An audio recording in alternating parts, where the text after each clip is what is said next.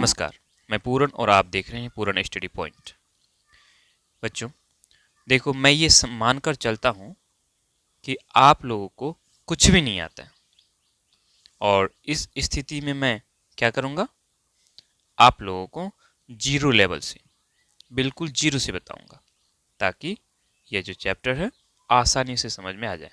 Okay हाँ, यदि video पसंद आए, मेरा बताना समझ में आ रहा हो तो रोज़ शाम को 45 से 60 मिनट मुझे आप दे सकते हैं और मैं आप लोगों को हर संभव मदद को प्रयासरत रहूँगा। ठीक है, तो चलो शुरू करते हैं बिना किसी देरी के। आज हम लोग पहला चैप्टर वास्तविक संख्याओं के बारे में पढ़ेंगे। वैसे वास्तविक संख्याओं से हम लोग पहले से ही परिचित होंगे, फिर भी इस चैप्टर में किसी प्रकार की कोई दिक्कत न हो, इसके लिए हम लोग शुरू से पढ़ेंगे। राइट, सबसे पहले हमने जानना है धनात्मक संख्या और ऋणात्मक संख्या क्या होता है। आप तमाम बच्चों को पता होगा धनात्मक संख्या किसको कहते हैं।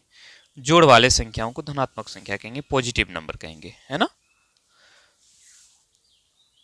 धनात्मक संख्या पॉजिटिव नंबर किसको कहेंगे, तो जोड़ वाले संख्याओं को। ठीक है, सॉरी, धन वाला संख्या, धन वाला संख्या, या ये कहो जोड़ वाला संख्या, है ना। जोड़ वाला संख्या को क्या कहेंगे हम लोग, धनात्मक संख्या बोलेंगे। जोड़ वाला क्या होता है, जिसमें जोड़ का साइन हो या फिर न भी हो। जैसे अगर हम बात करेंगे 1, 2, 3, 4, 5, इन सभी संख्याओं में देखो क्या कोई चिन्ह लगा हुआ है। चिन्ह कहाँ लगा होता है, देखो ये जो 1 है, ठीक है, इस 1 में कोई चिन्ह है, कोई चिन्ह नहीं, मतलब अगर चिन्ह नहीं रहे तो हम समझेंगे वो जोड़ में होता है। ठीक है, यानी कि ये जो 1 है हमारा धनात्मक है, ये जो 2 है ये धनात्मक है। ठीक है, ये सारी धनात्मक संख्याएं हैं। ओके, अगर हम जोड़ लगा भी देते हैं तो कोई दिक्कत नहीं है। जोड़ 5 मतलब ये धनात्मक संख्या है। ठीक है, धनात्मक संख्या किसको कहेंगे, जोड़ वाले संख्याओं को धनात्मक संख्या कहते हैं। राइट, उसके बाद जो ऋणात्मक संख्या होता है, ऋणात्मक, ऋण वाला, घटा वाला, नेगेटिव नंबर्स किसको कहेंगे हम लोग, ऋण वाला संख्या, ऋण, ऋण वाला। ठीक है, घटा वाला, घटा समझते हो ना, घटा वाला संख्या, घटा का चिन्ह तो जानते हैं हम लोग। ठीक है, जैसे घटा 1 लिखा तो ये जो 1 है क्या है, ये ऋणात्मक संख्या है। क्या है ये, ऋणात्मक। घटा 2 की बात करेंगे तो ये क्या है हम लोग का, ऋणात्मक संख्या। समझ में आ रही बात।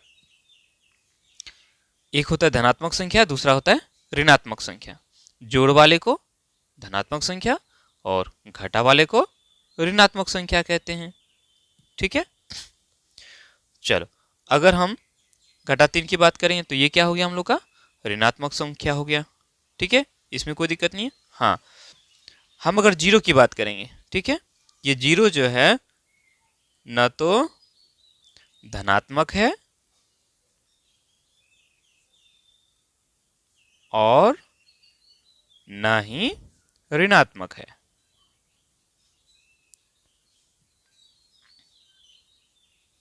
ठीक है, इसको याद रखना है, फिलहाल समझना है। धनात्मक संख्या जोड़ वाले संख्या धनात्मक संख्या, ऋणात्मक संख्या घटा वाला संख्या ऋणात्मक संख्या।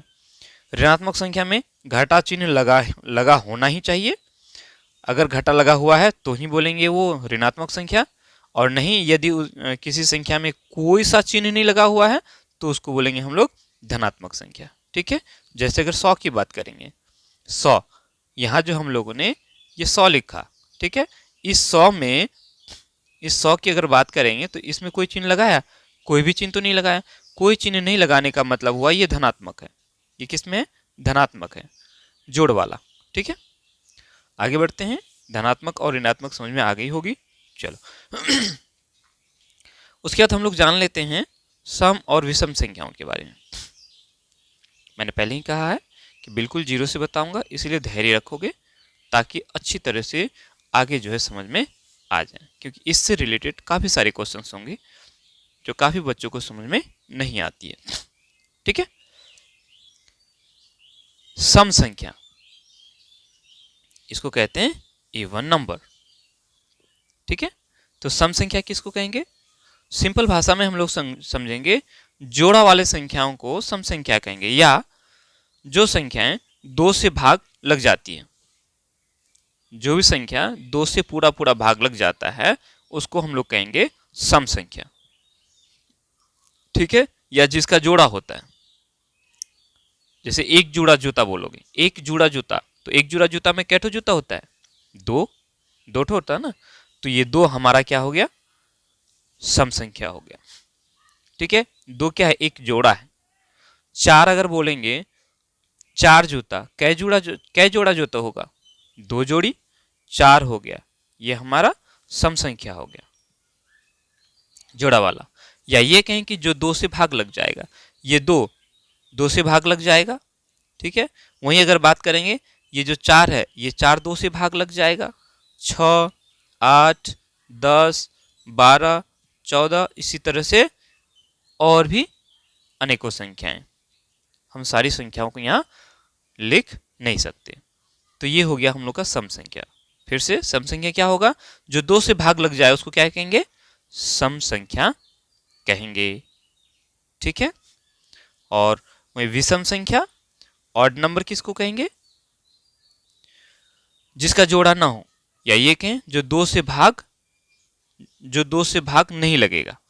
जैसे एक जोड़ा है क्या? बिना जोड़ा वाला है। 3 जोड़ा है? नहीं है, बिना जोड़ा वाला। 5 जोड़ा है? नहीं है।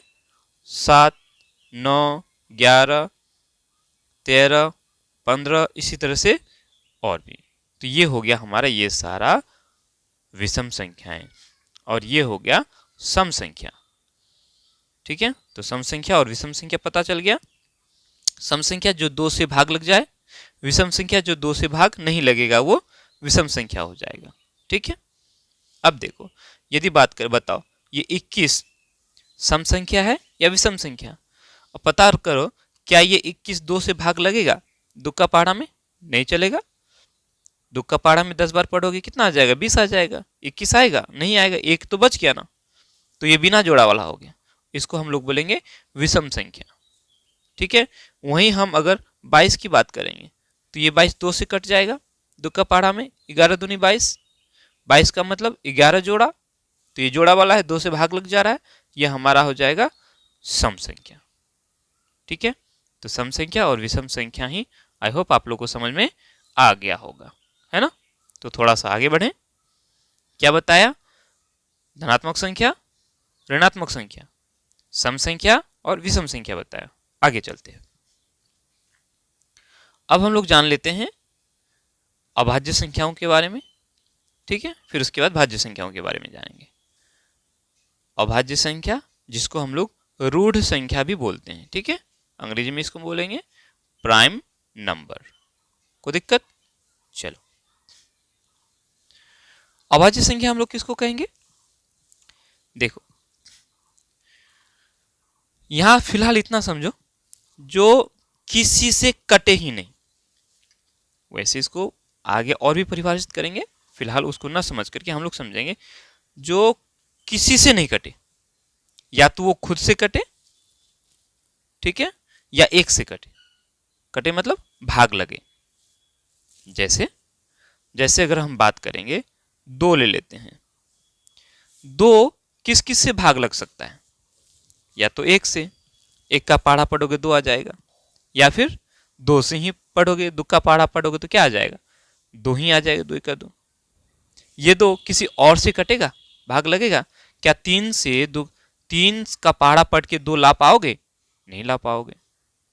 मतलब ये जो 2 है, ये जो हमारा 2 है, ये या तो खुद से भाग लगेगा या 1 से भाग लगेगा।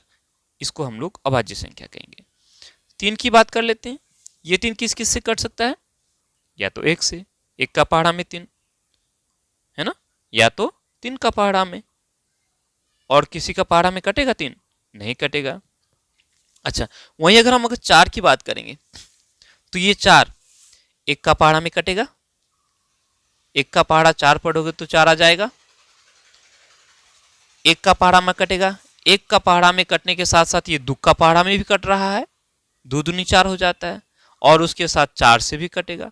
तो देखो ये जो 4 है 1 से भी कटा और 4 से भी कटा, साथ में 2 से भी कटा। तो इस संख्या को नहीं, जो केवल खुद से या 1 से कटता है उसको हम कहेंगे अभाज्य संख्या। 5 किसी से कटेगा? नहीं कटेगा।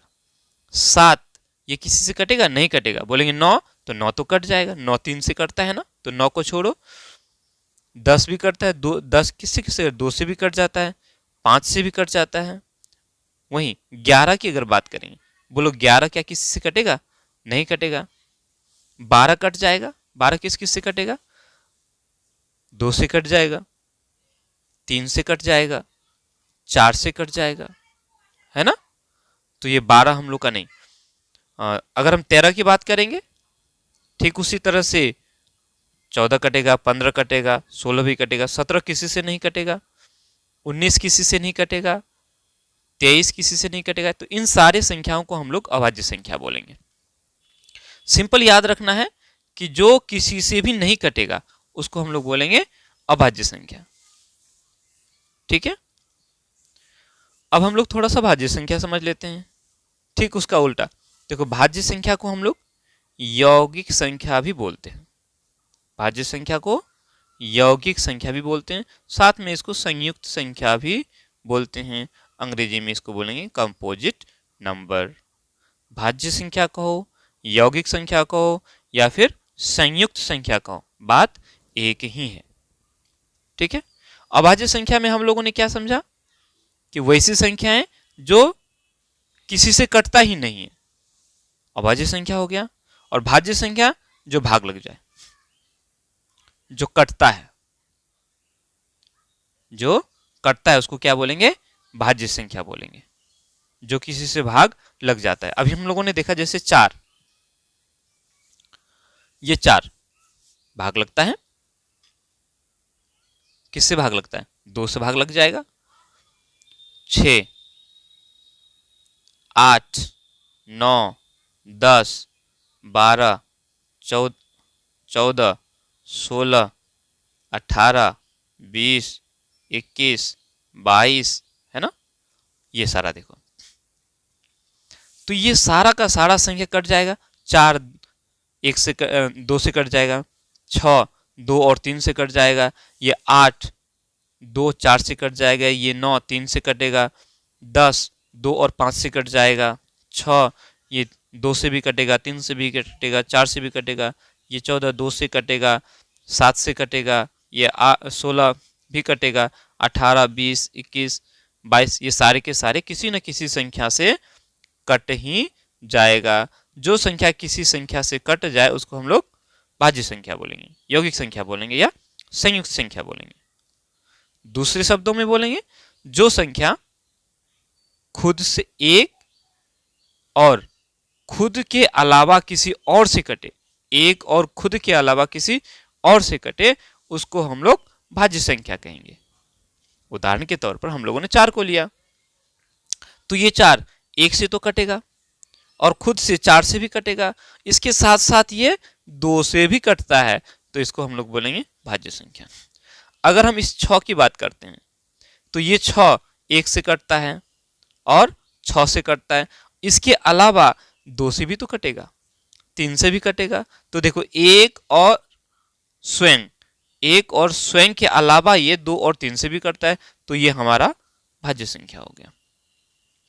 कोई दिक्कत? मेरे ख्याल से समझ में आ रहा होगा, है ना। चलो, तो भाज्य और अभाज्य संख्या समझ में आ गया होगा। वैसे यहाँ एक बात और आती है गुणनखंड के बारे में, तो मैं यहाँ फिलहाल गुणनखंड अभी नहीं बता रहा हूँ, इसके जस्ट आगे बताऊंगा। ठीक है, अब देखो यहाँ अगर हम देखेंगे, यहाँ 2 से शुरुआत हुआ और यहाँ ये 4 से शुरुआत हुआ, इस बीच में एक है। ठीक है, इस एक को जो है ना ये एक न तो भाज्य संख्या है, भाज्य संख्या है, और न ही अभाज्य संख्या है, अभाज्य संख्या है। मतलब ये भाज्य भी नहीं है और अभाज्य भी नहीं है। इसको आगे थोड़ा सा डिफाइन करेंगे क्यों भाज्य और क्यों नहीं है, ठीक है। क्योंकि यहाँ थोड़ा एक टर्म, एक बात आती है अभाज्य गुणनखंड, तो आगे बता रहे पहले अभाज्य गुणनखंड, उसमें इसको क्लियर कर देंगे। ओके, चलो आगे बढ़ते हैं। समझ में आया होगा। धनात्मक संख्या, जोड़ वाला संख्या, ऋणात्मक संख्या, घटा वाला संख्या, सम संख्या, जोड़ा वाला संख्या, विषम संख्या, बिना जोड़ा वाला संख्या, अभाज्य संख्या जो किसी से कटे ही नहीं वो अभाज्य संख्या, भाज्य संख्या जो किसी से कट जाए वो भाज्य संख्या। ठीक है, यहां तक बताया। आगे चलते हैं। आगे हम लोग समझेंगे अभाज्य गुणनखंड करने के बारे में। ठीक है, अभाज्य गुण, अभी हम लोगों ने अभाज्य संख्या के बारे में पढ़ा ना। ठीक है, तो ठीक इसी तरह से कुछ संख्याओं को लेते हैं हम लोग। ठीक है, थोड़ा सा वेट कर लेते हैं।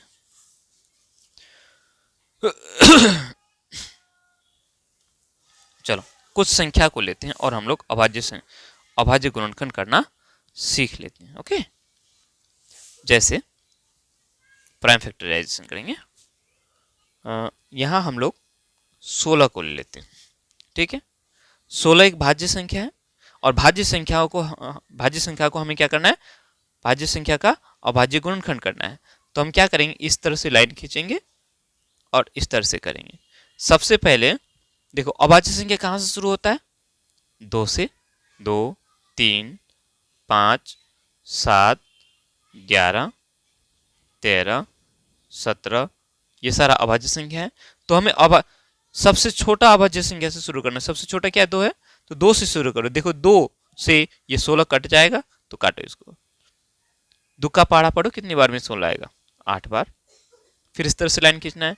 8 आ गया, ये 8 किससे कटेगा, 2 से कट जाएगा, 2 से काटो, 2 चौका 8। ये 4 आ गया, 4 किससे कटेगा, 2 से कटेगा, तो यहाँ 2 लिखो। कितनी बार, 2 दूनी 4, तो यहाँ 2 लिखो। ये तो आप लोग पढ़े ही होंगे ना।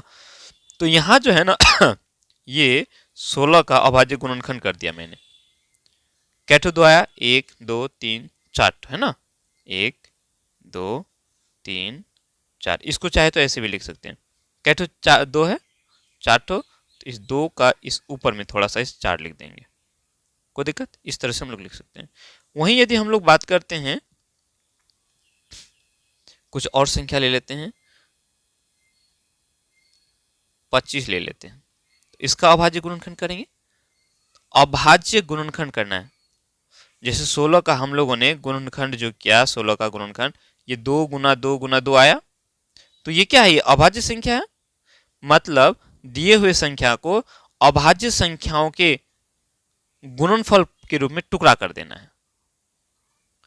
तो 25 है, 25 किससे कटेगा, 25 ये भाज्य संख्या है। 2 से तो कटेगा नहीं, 3 से कटेगा नहीं, 5 से कटेगा। तो हम क्या करेंगे, यहाँ 5 लिखेंगे और यहाँ 5 लिखेंगे।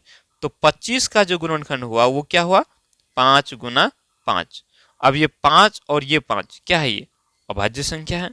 तो इस 25 को हम लोगों ने टुकड़ा कर दिया अभाज्य संख्याओं के गुणनफल के रूप में। इसको कहेंगे हम लोग अभाज्य गुणनखंड। ठीक है, आ रही है बात समझ में। अच्छा, कुछ और उदाहरण ले लेते हैं। मान के चलते हैं हम लोगों को 65 का अभाज्य गुणनखंड करना है। ठीक है, तो 65, अब देखो 2 से कटेगा, नहीं कटेगा। 3 से नहीं कटेगा, 3 का पहाड़ा में 65 आएगा, नहीं आएगा। 5 से तो कट जाएगा ना, तो 5 से काटेंगे तो कितना हो जाएगा, 13 5 6 65। यानी 65 का जो अभाज्य गुणनखंड हुआ वो हुआ 5 गुना 13 हो गया। ठीक है, समझ में आ रही बात, कोई दिक्कत। चलो, अभाज्य गुणनखंडन करना मैंने आप लोग को बता दिया। वैसे आप तमाम बच्चों को पता होगा, फिर भी बता दिया। ये मानकर चलते हैं कि आप लोगों को कुछ नहीं आता है। जब हम लोगों को अभाज्य गुणनखंड करना आ गया तो इसमें एक और संख्या के बारे में पढ़ेंगे, सहअभाज्य संख्या के बारे में। ये सहअभाज्य संख्या क्या होता है, क्योंकि ये अक्सर एग्जाम में पूछा जाता है। ठीक है तो छोटी क्लासों का, लेकिन इसको पूछा जाता है तो क्लियर कर ही लेना पड़ेगा। इसका इस चैप्टर में भी बहुत अनेकों बार इसका इस्तेमाल होगा। सहअभाज्य संख्या किसको कहते हैं पहले ये जान लेते हैं। अंग्रेजी में इसको क्या कहते हैं, को प्राइम नंबर। सहअभाज्य संख्या को प्राइम नंबर। अभी हम लोगों ने अभाज्य गुणनखंड करना सीखा, अब हम लोग पढ़ रहे हैं सहअभाज्य संख्या। देखो दो संख्या को हम लोग सहअभाज्य संख्या बोलेंगे, दो ठो संख्या। जैसे अगर उदाहरण लें, एक ठो 4 और एक ठो 5 लेते हैं, दो ठो संख्या ले गया, एक लिया 4 दूसरा लिया 5। अब हम देखेंगे, अच्छा सिंपल में समझेंगे, जब ये दोनों संख्या किसी से नहीं कटेगा ना, ये दोनों संख्या क्या किसी संख्या से कटने वाला है? फिलहाल इतना समझ ले, किसी से कटने वाला है? नहीं कटने वाला ना, तो इन दोनों को हम लोग सहअभाज्य संख्या बोलेंगे। फिलहाल अभी इतना समझो। अगर हम 9 और 16 की बात करेंगे, बोलो ये 9 और 16 किसी से कटेगा? 2 से कटेगा? 2 से 16 कटेगा सिर्फ, 9 तो कटेगा नहीं, नहीं कटेगा। 3 से 9 कटेगा, 16 तो कटेगा नहीं। मतलब ये 9 और 16 किसी भी संख्या से नहीं कटेगा, तो इन दोनों को हम लोग सहअभाज्य संख्या बोलेंगे। ठीक है, आई बात समझ में या नहीं? अच्छा एक और संख्या ले लेते हैं। अब देखो दो और संख्या लेते हैं ताकि कितना समझ में आया आप लोगों को। एक लिया 4 दूसरा लिया 12। बोलो कि ये क्या ये दोनों संख्या सहअभाज्य संख्या है? हाँ या ना? तो जवाब आएगा नहीं। ये 4 और ये 12 सहअभाज्य संख्या नहीं है। क्यों नहीं है? क्योंकि देखो 4 से ये 4 भी कट जाएगा और ये 12 भी कट जाएगा, तो ये हमारा सहअभाज्य संख्या नहीं हुआ। सहअभाज्य संख्या किसको कहेंगे? जो कि किसी भी संख्या से कटे ही नहीं। दो संख्या को, दो से ज्यादा नहीं, दो संख्या को हम लोग सहअभाज्य संख्या बोलेंगे। यदि अब देखो परिभाषा के तौर पर अगर हम लोग जानना चाहें सहअभाज्य संख्या के बारे में, तो कहेंगे दो संख्या को सहअभाज्य संख्या कहेंगे कब? जब दोनों संख्या का केवल और केवल एक उभयनिष्ठ गुणनखंड हो। इसको याद रखना, केवल एक, ये जो एक है, एक इसको ध्यान देना, एक उभयनिष्ठ गुणनखंड। अब बोलेंगे सर ये उभयनिष्ठ क्या होता है? अंग्रेजी ज्यादा समझते हैं हम लोग। कॉमन जी, कॉमन। अब कॉमन भी नहीं समझ में आया, देखो यहां समझाते हैं। देखो ये 4 है ना, 4 का अभाज्य गुणनखंड करो। 4 का अगर गुणनखंड करे तो हम लोग को क्या हो सकता है? 1 गुना 4 हो सकता है। अगर 5 का करेंगे तो क्या होगा? 1 गुना 5 करेंगे, यही ना करेंगे,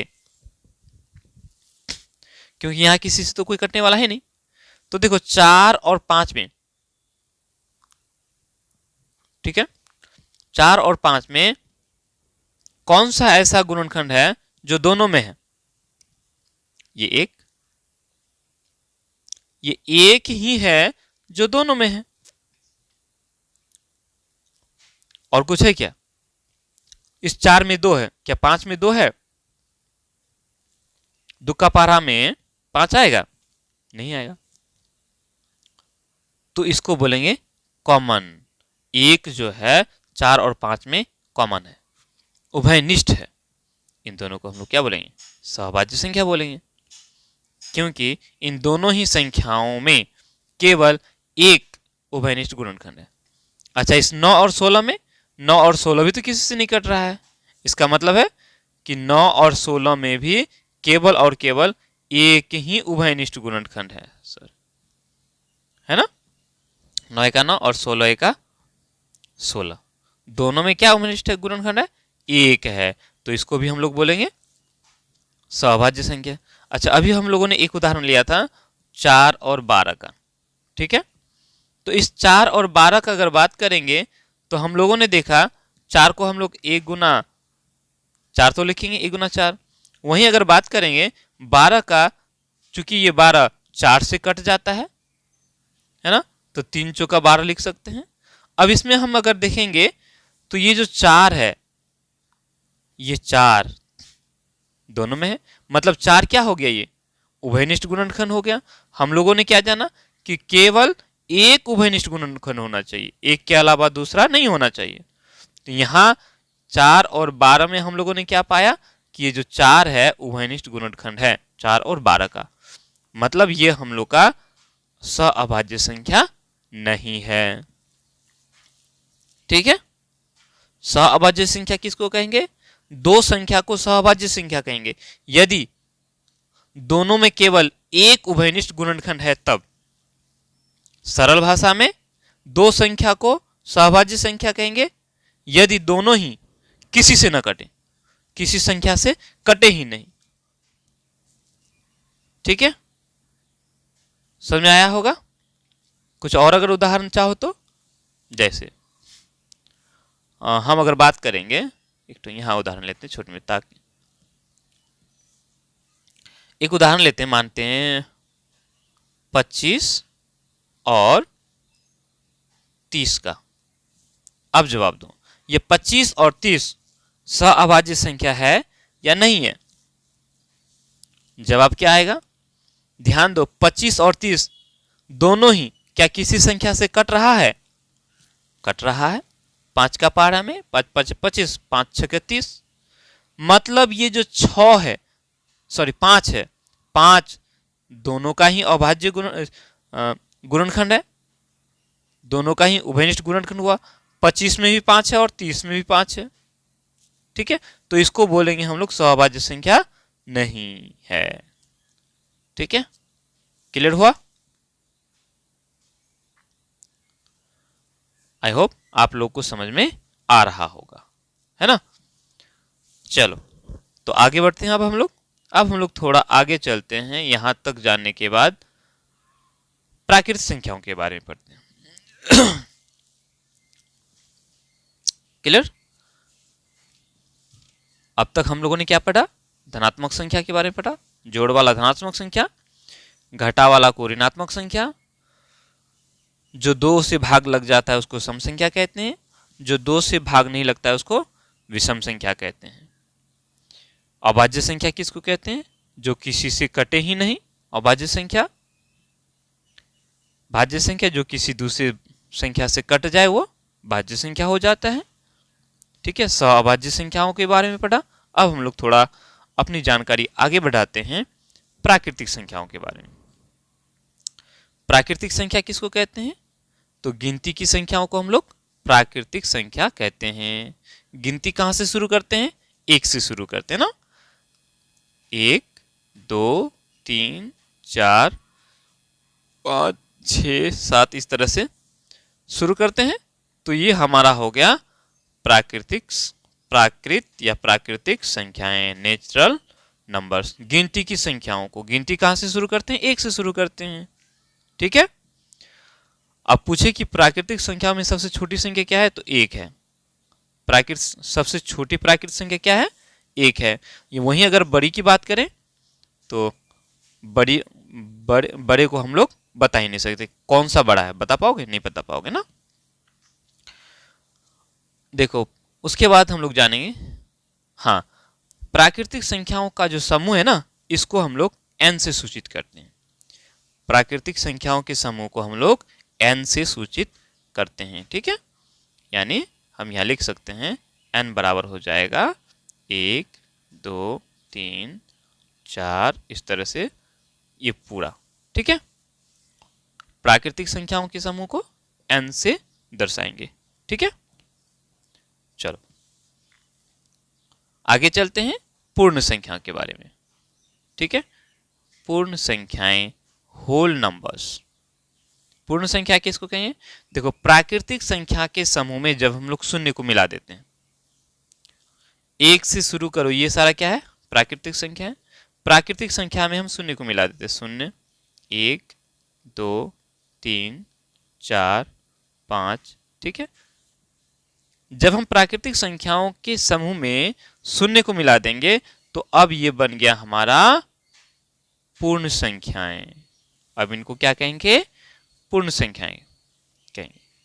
हुआ ये, गिनती तो हम लोगों ने सीख लिया, 1, 2, 3, 4, 5, 6, ठीक है। आगे चल करके हमें जरूरत पड़ा जीरो का। जैसे हम बाजार लेके जाते हैं, 5 रुपए, ठीक, 2 रुपये खा गए, बचा कितना? 3 रुपया। बता तो दिए 3 रुपया, उसको प्रदर्शित भी कर दिए, सीख गए। 1 रुपये लेके गए और 1 रुपये खा गए, अब आपके पास बचा कितना? कुछ भी नहीं बचा। तो उस कुछ भी नहीं को कैसे हम लोग प्रदर्शित करेंगे? तो उसका जरूरत पड़ा किसको? जीरो का जरूरत पड़ा। तो फिर जीरो का आविष्कार हुआ, ठीक है। तो जब हम लोग प्राकृतिक संख्याओं के समूह में जीरो को मिला देते हैं तो अब ये हमारा बन गया पूर्ण संख्या। क्या बन गया? पूर्ण संख्या। और पूर्ण संख्याओं के समूह को हम लोग W से सूचित करते हैं, ठीक है। पूर्ण संख्याओं के समूह को किससे सूचित करेंगे? W से।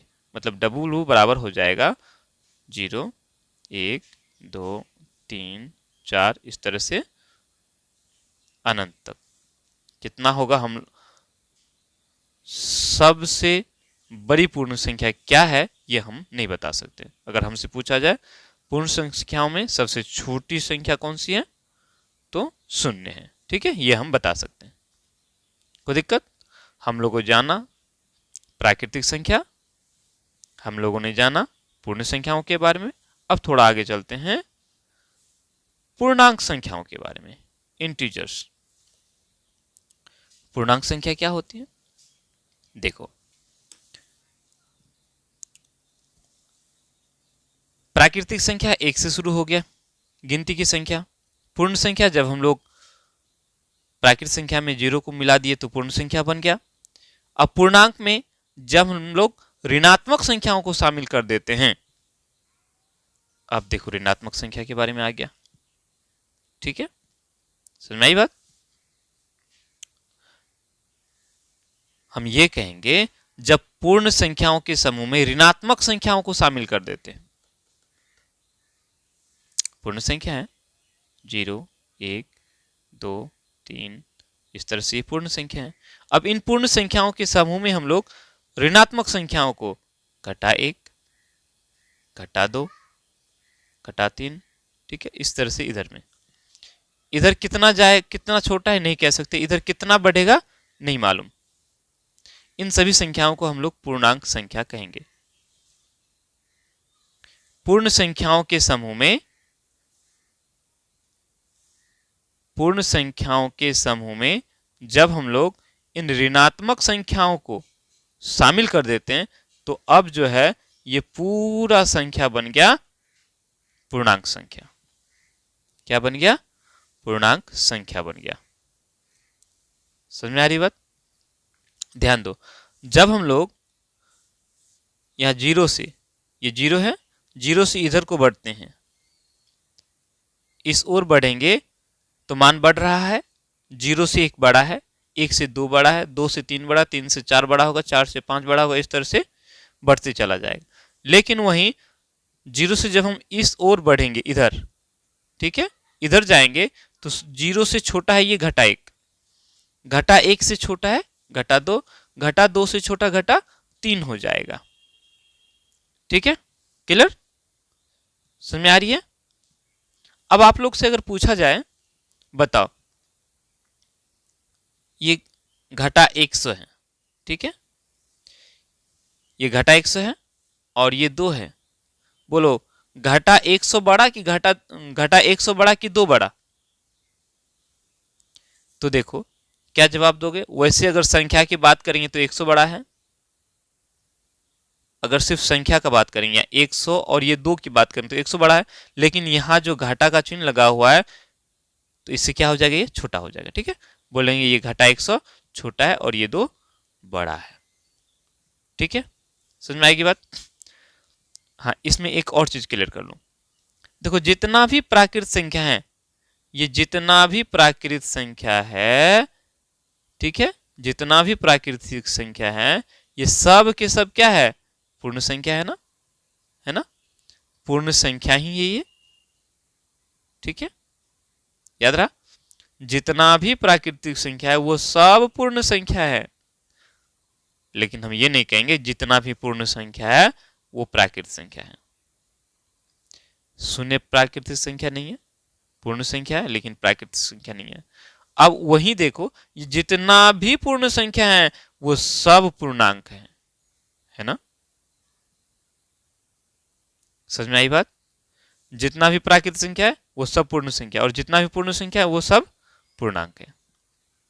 क्लियर। अब पूर्णांक के समूह को, ठीक है, पूर्णांक संख्याओं के समूह को हम लोग z से दर्शाते हैं। किससे दर्शाएंगे, z से, यानी z बराबर हो जाएगा, ठीक है, छोटा कितना होगा हम नहीं बता सकते, यहां से शुरू करते हैं, घटा 3, घटा 2, घटा 1, उसका 0, फिर 1 2 3, ठीक है। अब हम लोगों से कोई पूछे कि पूर्णांक संख्या में सबसे छोटी पूर्णांक संख्या कौन सी है, बताओ, बता सकते, नहीं बता सकते, ठीक है। 0 से घटा 1 छोटा, घटा 1 से घटा 2 छोटा, घटा 2 से घटा 3 छोटा, घटा 3 से घटा 4 छोटा हो जाएगा। इस तरह से छोटा कितना सारा, कौन सा छोटी संख्या वो हम नहीं बता सकते, और बड़ी संख्या भी नहीं बता सकते। 0 से 1 बड़ा, 1 से 2 बड़ा, 2 से 3 बड़ा, 3 से 4 बड़ा, इस तरह से ये चलते चला जाएगा। क्लियर। चलो, तो अब तक हम लोगों ने संख्याओं के बारे में काफी कुछ जान चुका है, ठीक है।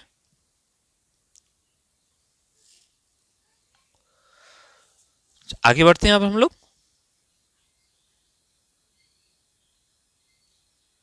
आगे हम लोग परिमित संख्याओं के बारे में जान लेते हैं। प्राकृतिक संख्या हम लोगों ने जान लिया, पूर्ण संख्या भी जान लिया, पूर्णांक भी जान लिया। अब परिमित संख्या क्या होता है, बटा वाला संख्या तो देखा होगा, भिन्न वाला संख्या, बटा वाला संख्या देखे हो ना जी, जैसे 1/2 बटा वाला हो गया। इन संख्याओं के बारे में, अब इन संख्याओं को क्या कहेंगे, हम लोगों ने एक जान लिया, एक क्या है, तो प्राकृतिक संख्या है, प्राकृतिक संख्या, या हम बोलेंगे कि ये जो है एक पूर्ण संख्या है, पूर्ण संख्या भी है, ये पूर्णांक है, चलो पूर्णांक भी है, हम लोगों ने जान लिया। घटा 5 कौन सी संख्या है, तो ये पूर्णांक संख्या है, इसको ऋणात्मक भी बोलते हैं, ऋणात्मक संख्या, ऋणात्मक संख्या है, ठीक है, और ये पूर्णांक भी है, ठीक है, ये हम लोगों ने जान लिया। अब जब हम लोगों से पूछे कि 1/2 ये कौन सी संख्या है, इस संख्या का क्या नाम है, तो ये हमारा है परिमेय संख्या। चलो, परिमेय संख्या किसको कहते हैं, सबसे पहले हम लोग इसको जान लेते हैं। परिमेय संख्या, रेशनल नंबर्स, ठीक है। तो बोलेंगे जिस संख्या को हम लोग p/q के रूप में लिख लें,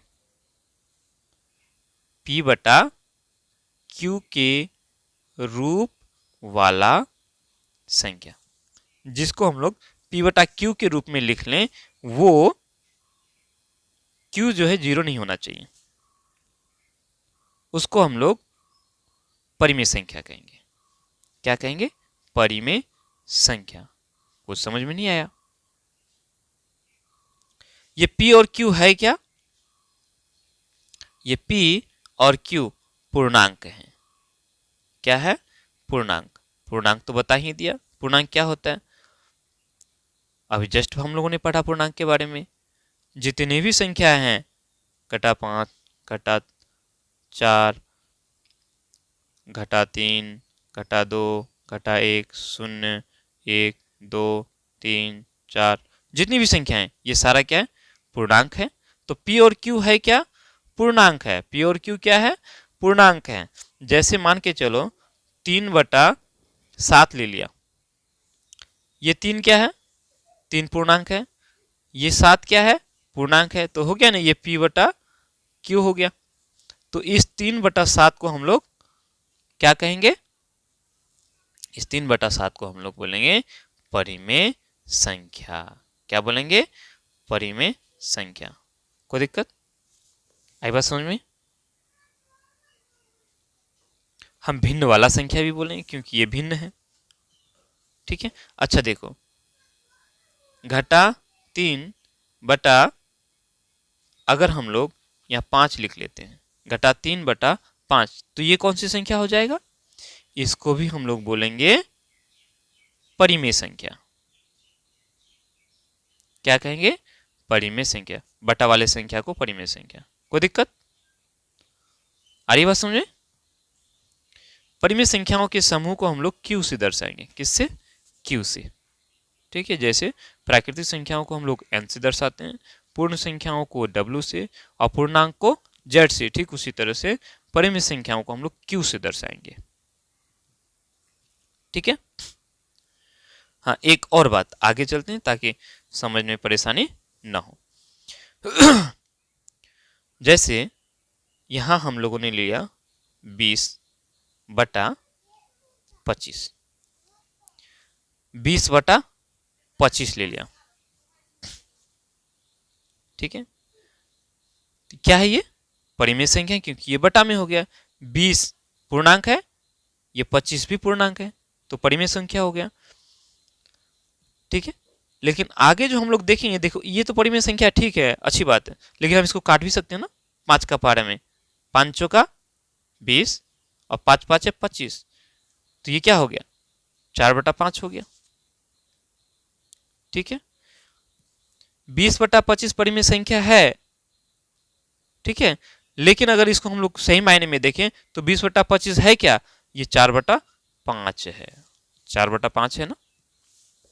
ठीक है, ठीक है। अब यहां एक बात ध्यान दो। इस तरह देखो, इस तरह का जो, अगर इस तरह का, जैसे 4 से हम लोग कुछ और ले लेते हैं, 4 तिया 12, 5 तिया 15। ठीक है, या हम 4 चौका 16 लेते हैं, 4 चौका 16 और कितना लिया, 5 चौका 20 ले लेते हैं। ये प्रत्येक स्थिति में ये सब के सब 4 बटा 5 ही है ना। ये 4 का पारा में, 3 का पारा में, 3 चौका 12, सॉरी 3 चौका 12 और 3 5 15, ये 4 चौका 16, 4 5 20, प्रत्येक स्थिति में 4 बटा 5 ही है। इसको हम लोग तुल्य भिन्न बोलते हैं। तुल्य भिन्न बोलते हैं इन सबको। क्या बोलते हैं? तुल्य भिन्न बोलते हैं। ठीक है, तो हमें यहां जो हम देखेंगे कि ये जो परिमेय संख्या ना, जैसे 20 बटा 25 है, तो असल में है क्या? ये 4 बटा 5 ही है। ये 12 बटा 15 की बात करेंगे तो ये क्या है? असल में 4 बटा 5 ही है। 16 बटा 20 क्या है? ये 4 बटा 5 ही है। तो हम यहां देखेंगे कि जो परिमेय संख्या है, ठीक है, परिमेय संख्या है 4 बटा 5 हो गया, तो इसमें केवल और केवल एक उभयनिष्ठ गुणनखंड है दोनों में। ठीक है, 4 गुना 1, 5 गुना 1, 4 का गुणनखंड में 1, 5 का गुणनखंड में भी 1, तो ये जो 1 है ये उभयनिष्ठ गुणनखंड है। 1 के अलावा और उभयनिष्ठ गुणनखंड नहीं होना चाहिए, तो वो क्या हो जाएगा? परिमेय संख्या हो जाएगा। ठीक है, इस पॉइंट को विशेष तौर पर ध्यान में रखो। परिमेय संख्या, एक तो हम लोगों ने जाना जो P बटा Q के रूप में होगा वो परिमेय संख्या होगा। ठीक है, कोई दिक्कत नहीं है। दूसरा हम लोगों ने ये जाना कि P और Q में केवल एक उभयनिष्ठ गुणनखंड होगा। एक P Q का केवल एक, सॉरी एक नहीं लिखेंगे, ऐसे एक लिखेंगे, एक। ठीक है, उभयनिष्ठ, उभयनिष्ठ हम लोगों ने समझा क्या? जो दोनों में हो, है ना, उभयनिष्ठ गुणनखंड, गुणनखंड। ठीक है, इस पॉइंट को ध्यान में रखना है, इसी का काम आएगा हम लोगों को आगे विशेष तौर पर। ठीक है, आई बात समझ में? यानी P और Q का केवल एक अगर उभयनिष्ठ गुणनखंड होता है तो वो हम लोग का हो जाएगा क्या? परिमेय संख्या। ठीक है, चलो आगे चलते हैं, थोड़ा हम लोग आगे बढ़ते हैं इससे। परिमेय संख्याओं के बारे में हम लोगों ने पढ़ लिया, अब थोड़ा अपरिमेय संख्याओं के बारे में जान लेते हैं। ठीक है, परिमेय संख्या जिसको हम लोग P बटा Q के रूप में लिखेंगे। दूसरा ये कि परिमेय संख्या में क्या होता है, केवल एक उभयनिष्ठ गुणनखंड होता है, एक, है ना, परिमेय संख्याओं में।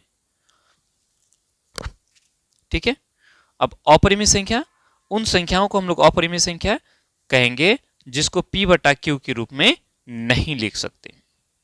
P बटा Q के रूप में हम लोग उसको नहीं लिख सकते हैं, वो अपरिमेय संख्या कहलाएगा, अपरिमेय संख्या। ठीक है, कोई दिक्कत? जिन्हें हम P बटा Q के रूप में नहीं लिख सकते, बोलेंगे जिन संख्याओं को P बटा Q के रूप में नहीं लिखा जा सकता उसे क्या कहेंगे? अपरिमेय संख्या कहते हैं। ठीक है, ये भी संख्या है लेकिन हम इनको P बटा Q के रूप में नहीं लिख सकते। हम लोग इसकी जानकारी वैसे पहले प्राप्त कर चुके हैं, फिर भी यहाँ हम लोग देखेंगे इस चैप्टर में हम लोग किस तरह से वो अपरिमेय संख्या उसको हम लोग सिद्ध करेंगे यहाँ इस चैप्टर में। ठीक है, पाई हमारा अपरिमेय संख्या है, √2, √3, √5, √7, इस तरह से इन संख्याओं का हम लोगों ने के बारे में पढ़ा होगा कक्षा 9 में। ठीक है, ये सारा हम लोग का क्या है? अपरिमेय संख्या है। क्या है ये? अपरिमेय संख्या। इसको हम लोग P बटा Q के रूप में नहीं लिख सकते हैं। ठीक है, कोई दिक्कत? अभी फिलहाल इतना हम लोग समझ लेते हैं। उसके बाद हम लोग जानते हैं वास्तविक संख्या। वास्तविक संख्या किसको कहेंगे? तो देखो, परिमेय और अपरिमेय संख्या दोनों को मिला करके वास्तविक संख्या बन जाता है। क्या क्या? परिमेय संख्याओं को और अपरिमेय संख्या, अपरिमेय